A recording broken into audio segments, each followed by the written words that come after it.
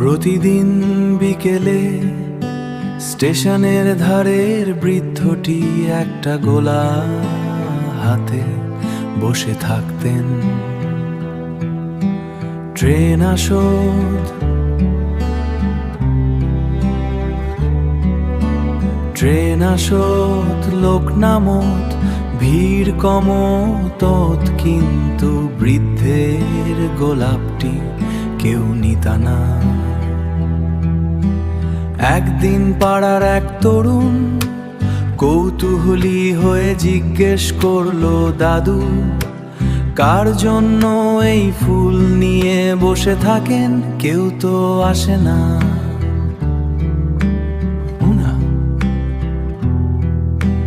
বৃদ্ধ হাসলেন ঝাপসা চোখে, দূরে দূরে তাকিয়ে বললেন, দূরে তাকিয়ে বললেন,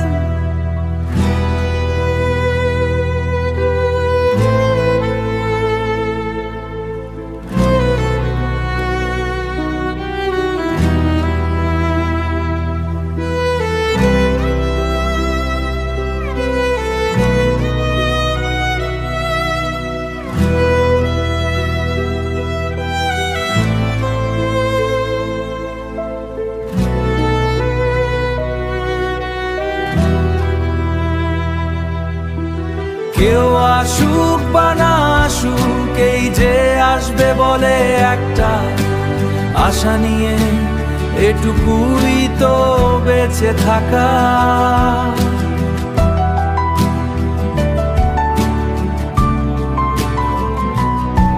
শুধু শুকনো একটা গোলাপ সেখানে পড়েছিল, বসানে আর টুকুই তো বেঁচে থাকা।